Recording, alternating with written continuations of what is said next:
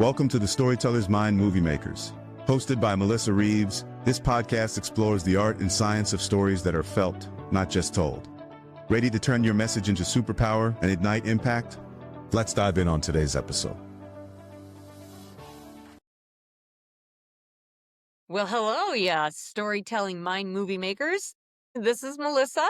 We are back for another episode, and I am truly excited to have Dr. Sarah Lesko with us today, who we met doing the Seattle Sports Commission's big event. It's the Sports Star Awards. This is the 91st Awards. And Sarah is the founding director of the Bras for Girls organization that helps give girls support, literally, sports bras, to help them be more comfortable and to be playing safely. She is a doctor. She has a degree from the University of Pennsylvania as well as her Yale undergrad. But what I've really found very interesting is, Dr. Lesko, or Sarah, is that you also coach the cross-country girls in high school, and you really saw this. So first, welcome. Welcome to the show. Such a pleasure to work with you in the way that we did. But why don't you say hello, and could you tell us also a little bit about the first time you noticed that girls in sports needed the proper support? Thanks, Melissa. I'm super excited to be here and chat with you, and I loved working with you so much, preparing for the big awards event. It was so fun. Yeah, so really coaching. I coached middle school for almost 10 years, and that's an age when the girls, there's all different stages of development at that time. You've got some people who just haven't started developing at all, and then other girls are already kind of in their adult form. And so what you really see is during that time of transition, it can be awkward for girls. And if they don't have the support and the education at the time that they need it, it's one of those times when they can just kind of quietly take an off ramp from sports. So that's really the purpose of our organization, is to make sure they have the support and the education they need at the time when they need it. It's so important. I mean, when I met you and I learned what you were doing, it really, as a woman, that once was a little middle school girl, and let's just face it, the girls we're all obsessed with what's going on there. You know what I mean? Like, Jenny has some. I don't have any. And it's Yeah. like, it's as much of a physical thing as it is a mental health issue Mhm. for some of these girls. And Mhm. so I really appreciated that you paid attention to that. So the girls that do develop sooner, I mean, they're going through their own things too, right? Like they have to deal with it. They have to Exactly. It's a yeah. whole social emotional issue. And, it's also that time of when a girl's body starts changing, she starts getting different types of attention from people, strangers, and people who know her. And so the more confidence that a girl can have in her own body at that time, it's more, it's a more of a preventative effect for like some of those negative interactions. Because as we all know, sometimes people say things that may not be appropriate. And so when you have the education, the confidence yourself, you can kind of ward that off a little bit, you know? But it's such a challenge too, though, because this isn't just, the girls. It's it's the society. It's the messages that we get in the magazines that we look at, in the feed that we read. There's so much that goes on that tells a girl to either love her body or to hate it. Yep. And it's just so unfair. So I'm sure you've thought about that one a little bit. Like, what are your thoughts on helping us groom confident girls, no matter what bra cup they're wearing? Like what can we do as a society? Like one of the things that happened in your speech was you did a very gentle but firm call out to the coaches out there, especially the men. Let's go there. Like, is that one of the steps that we can do to help girls feel more comfortable? Yeah, absolutely. And I think that's essential to our work, is that we really try to position a sports bra as a piece of necessary equipment.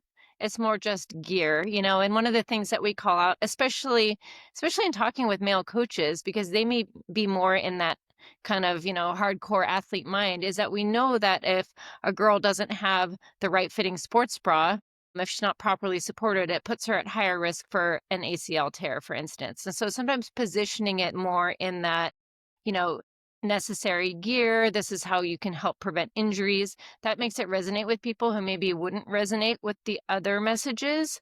But the other piece of it is that we know is so important is that a girl feels comfortable and that she just accepts the changes that are happening. And so, we really try to position it not around how your body looks, but what your body can do, how it feels, and what you can do moving your body. And so we really try to take away that external appearance portion. Even in the sports bra fitting education that we do, we don't focus on how it should look from the outside. We focus on how it should feel. This is how the band should feel. It should be not too tight, not too loose. This is how the support should feel when you're moving your body, jumping, when you're breathing. So to really center it on that inside feeling rather than the external gaze.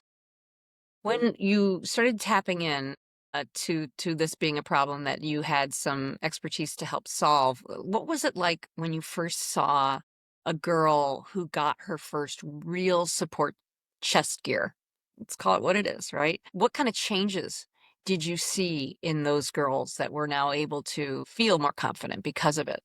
It's so dramatic, and a lot of the PE teachers that we work with, they've had this experience too, where a girl will actually be in a PE class holding her chest physically with her arms when Yeah. she's doing an activity. Obviously, you can't perform in your athletic body if your arms are bound to your chest. And so the change between a girl who is not going to engage with an activity versus one who all of a sudden, when she feels supported, she's just gonna join right in and then be able to access the strength that her body has and do the activity that's being asked of her. We especially see it, I mean, in track and field, a lot of times I would see it with some of the jumps and throws where some of these girls, like, it doesn't feel comfortable to be aggressively planting and then trying to throw something if your breasts are not properly supported. So even the change in the technique that we could teach was so different once they had that sports bra. So they could improve their athletic skills because they didn't have something in the way like that. That's awesome. Absolutely. That's amazing. That's really great. And the confidence and whatnot. So let's talk about like why we want to keep girls in sports, because that was the thing. Let's talk about the story of the mom. So in your speech, so I'm sure the audience is going to be shocked to hear that I love to put stories into speeches. But aren't they just a playground for storytelling, an acceptance speech? It really is, because people are there. You walked in, there was 1,000 people who love sports. This was head coaches. This was, the athletes themselves, media, broadcasters, anyone in the Seattle sports scene pretty much is going to be at that event. And, you know, when you told the story of the mom, could we just kind of rephrase that story a little bit? Because that was one of the impetuses for you to realize that we had to do something bigger than you had even planned. So what happened on that day? Yeah. And this Yeah. is something that, this experience, it was easy to talk about because it's one that we've seen replicated so many times. So we just isolated out that one mom, but really that has probably happened like 30 to 50 times in the last couple years where an adult will be so impacted by the work that we're doing. So we were at the family fair, the PBS family fair. It was in the Central District in Seattle last year. And you helped me talk, personalize a little bit more. We talked about the weather and it was snow flurries, the same as at the event. So that was fun. You mean sensory recall? Okay. Exactly, exactly. And the chicken and waffles truck. We did. That was funny because I was like, "Oh, this feels very awkward," but people definitely laughed. They're like, "Oh, yeah, chicken and waffles." Well, let's just do time out before we go. The reason why we want to bring food into a speech, if we can, and it's organic, and it did work because you said it. You told me, you were like, we got great positioning that day at the fair because we were right near the chicken and waffle booth and everyone was smelling it and kind of coming over and it was really working. Well, the thing is that with the audience, they started tasting and smelling chicken and waffles as soon as you said it. And that means that we had oxytocin going on in their neurotransmitters. And we really want that because we want them to zero in. And so that mind movie really starts to ignite when we do those sensory sort of calls. So the snow, the chicken and waffles, etc. Okay, so that was just a technical, this is a teaching podcast. Yes. So continue.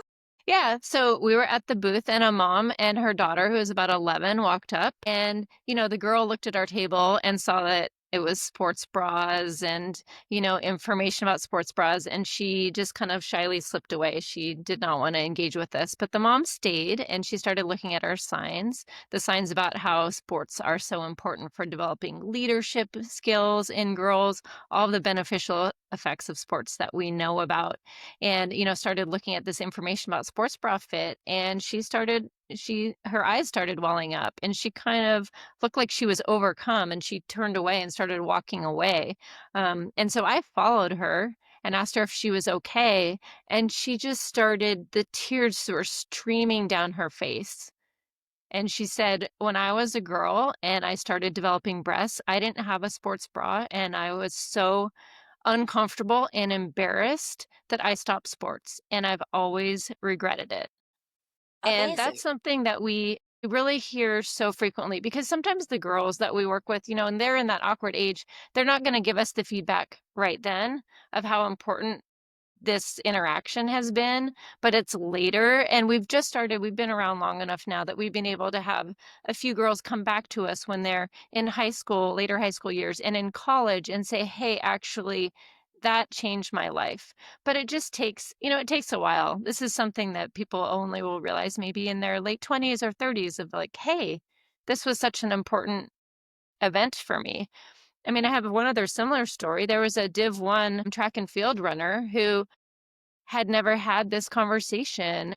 Her coach actually asked me to come and do a special sports bra fitting with her.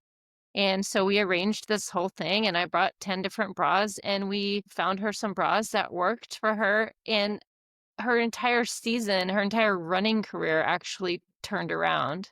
It was this very impactful moment for her. And she was already a freshman in college, but had just never had that and didn't know. And it impacted her racing so much. It was actually shocking. So even at a later stage, for these athletes, if they don't have the right gear, it's going to impact them.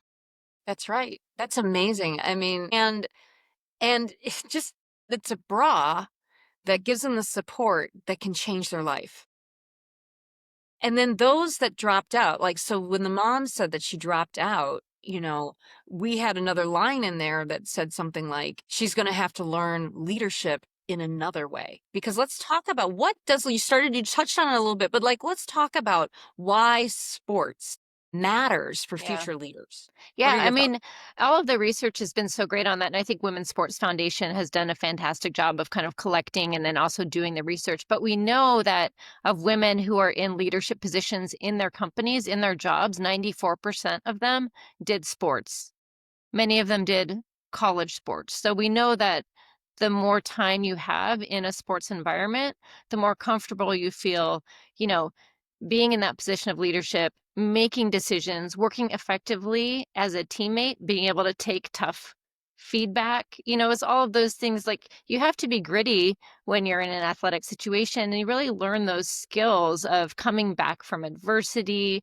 It teaches so many things. And if you don't have that sports experience, how are you going to learn all that? It's just much harder. Like if you're working on a group project in an academic setting, it's different than when Yeah. you're in a team Yeah. and, you're in what feels like a high stakes environment and you're all working together. It's just like a heightened level of learning that happens when you're in the sports setting. And we know how good that is for girls. Also, it's good for everyone, right?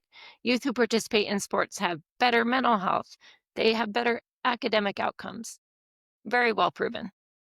Awesome. And do they have to be the actual athletes? I mean, because there's also people who are around the teams, but they're not Mhm. necessarily being the athletes that can still witness the power of what that team is doing, because there's no I in team, right? Like you get into the business world. I am not surprised that 94% of the executives, females, were in sports.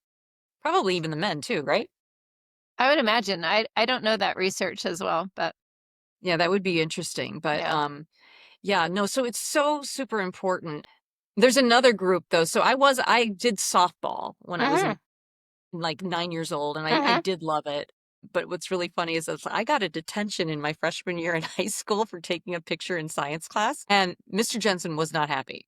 And he's like, that's it. You're staying after school and you are going to clean the chalkboards, right? So I'm sitting there and as I'm cleaning the chalkboards, someone said, hey, do you know that today there's auditions for the musical and the softball team? And I'm sitting there like, which one do I go with? Because I'm like, I like softball and I'm pretty good at it, but musical theater. So I'm going to say I went to the musical theater and that launched me. And I've been an actor since I was 9, right? Amazing. So yes, but I think theater kids also get the discipline of leadership because we Absolutely. have And that the teamwork and all of that. all of it. Absolutely. And Yeah. all we care about is the audience, right? Yep. And so you have a director who's watching you, and all we care about is the audience. And then the sports kids. I think sports, theater kids, and military are some of my favorite individuals to work with in this work, right? Mm. Because the discipline, the vision, the willingness to want to try something even when it's uncomfortable, Yeah. right? Because public Yeah. speaking can be very uncomfortable for people. Yeah. I felt the first time when you introduced, you were introduced in that group call of like, oh, and here's, a coach who can work with you. That made me feel very uncomfortable because all of a sudden it raised the stakes so much. At first I was like, oh, this is fine. I mean, I do, some speaking on behalf of Bras for Girls. So I didn't have this heightened sense of, oh, this is a big deal. But then once we started talking about you and the work and the mentoring, it kind of ratcheted everything up. So then I did get very nervous. Well, hopefully it was just before our first call because we ended up having so much fun, Yeah. putting it together. Did you learn anything different? Because so you do some public speaking. What are your thoughts now about the power of storytelling in a speech? Yeah, absolutely. I mean, I think it really honed in that, I have all of the stats in my head at all times of, how many girls we've impacted and the demographics of the girls and the coaches that we work with and, the schools and all of that. But I think it's just a reminder that it's really the stories that hit people the hardest and that by sharing a story, it's going to make someone remember what you're doing much more than just talking about numbers. Well, in my approach, I call it putting heart behind the chart Hmm. because numbers are important. They're what run business, but they are to the brain a number. And it's a very rational, reasonable, non emotional event that happens, right, Hmm. doctor? Yeah, exactly. But the limbic system part of our brain is where we see the picture. So we were all at that PBS fair. We all saw that mom's eyes well up. We smelled the chicken and waffles. We Hmm. heard her crying. And then everyone in the audience, then after you say that, you could say, this woman represents 75% of the women who stop sports. Hmm. Like all of a sudden now that woman becomes the stat. It becomes that number. And so now Mhm, we have heart behind that chart. So that's mhm, that's where we're coming from. And I can't tell people enough all day long how important that is because I do a lot of investor pitches and mm, that's how I started actually. mhm. Um and they would start with a number. Everyone would start with a number. Right. And I'm like, you got to start with the numbers talking about humans. Yeah. Right? So get a story, and then when you say that number, it's gonna mean so much more because we have a character that we've just fallen in love with, that Mhm, mom, mhm. right? So that's why I'm glad that we had fun with it and that I didn't scare you off. No, it was great. Yeah, it was great, and I mean, the other thing was it just forced me to rehearse it so Mhm. many times that I really didn't feel uncomfortable at all. I mean, it was such an honor to have Hope Solo introduce me, and I think I was more nervous to meet her than I was to actually give the speech. You stepped on with so much confidence. I was like, "Oh, watch her go." Like you were prepared. And that is because you did Mhm. practice. We Yeah. practiced a few times together. Like we wrote it, we agreed on the content, right? Because it is your Yep, speech. Like so yep. I'll use Missy AI. She helped along the way as well. So but you told the story. I put it into Missy AI. We got it nice and succinct because we had Mhm. to stay with originally we were only going to get 2 minutes Yep. and I got us bumped up to 3, and that was perfect. That was actually perfect timing, but at that point, all of it's handed to the speaker. Mhm. The one thing that I cannot do is make someone rehearse. I can encourage it, but you did. Yeah. You did rehearse. You did, and it was very clear. Like, you stood up like, when the lights came on, I mean, you looked gorgeous. And you walked up on that stage and you just owned it. And I was so happy and proud for you. Well, thank you. I mean, it helps to have we had a friend, come do hair and makeup for a few of us, and for me, Yeah. I'm not a big, like, self hair and makeup person, so I was like, "If I'm gonna do this, I need to have someone else make me look so I can feel just so confident," and so that was fun too, because just to be able to have that feel kinda glam was fun. Isn't it fun? It's I've done a little bit of movie stuff and whatnot. I love hair and makeup day. I do. I think it's just so fun. But yeah, no, you look smashing. So whoever did it, hats off to that person. You look great. But you want to feel confident Yeah, inside and out. And when you've rehearsed it and you believe in what you're going to say and you have the room, yeah, that room needed to hear that. That room, those were rooms filled with parents of daughters, filled with coaches of young women, and you yeah, so gently said, so now let's talk about this to the coaches, mhm, especially to the men, yeah. and then you so eloquently addressed it. So yeah, hats off, really fabulous. So what's the future now? Like what are we doing with Bras for Girls? How can we be of support to you? What do you need? Let's hear it from you. Yeah, I mean, we have so much going on. I think one of the big challenges right now is that we are in a position of manufacturing most of the inventory that we're distributing, just because there's been so much instability with tariffs and just so many things. So I think some of our in-kind donations have tailed off a little bit. So we still work with over 35 different brands that donate inventory to us or let us purchase at cost. But then we have 3 different manufacturing sites where we manufacture sports bras. And so it just takes more funds, right? So these are hard dollars that we're actually paying for manufacturing sports bras. So that's been, we have a fundraising challenge and that we're trying to be able to meet the demand that's coming in. And, last year we distributed over 88,000 sports bras. And this year, maybe fewer than that, just honestly for financial reasons. But we're still getting all those requests coming in and we want to meet the requests that are coming in. So I think that's one thing of just financial, that is always helpful. We're really trying to work on the education piece of it. So we've developed a curriculum. We have 20 and 40-minute downloadable options for teachers and coaches, and we're working on a video press play version as well. And that's going to be free and downloadable from our website. So, any help with kind of distributing that curriculum, getting it adopted so that girls are then getting the basic information about how to fit a sports bra, here's how to access one if you can't afford it. So that is super helpful. And then we just have so many amazing volunteers that work with us around the whole United States. Some in Seattle, we have a great volunteer base here, but in other cities and other parts of the country as well that can go and help fit sports bras for girls. So yeah, we love to have people be involved. And on our website, it's just brasforgirls written out.org. So Forgirls.org is perfect. very easy to find, and we Yep. have all That's the what you do. information there. Yep, how to get involved, all of that. Yeah, well, thank you. I mean, it's exciting. I mean, you're a doctor and you're an entrepreneur and you're an executive leader and a public speaker. And I'm sure your days are really full. And I just want you to know that we really are grateful that you reserve time to join us because I think your mission is amazing. I mean, you're changing the world. That's what entrepreneurs do. Thank you. It's been so fun to talk with you and work with you. Okay. Well, thank you again. I want to see you in the future, like we live in the same city and do let me know when you are doing some galas. But listen up, everybody.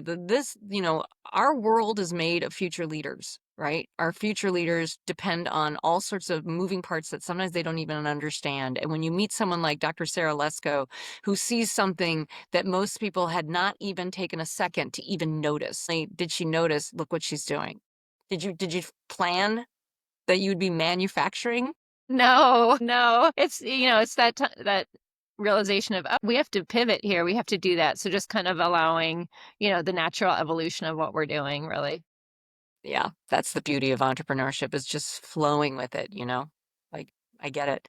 Well, thank you again, and congratulations. Congratulations on the accolades that you received, and thank you on behalf of all of our future leaders and the athletes of today and tomorrow, what you're doing. It's really bravo.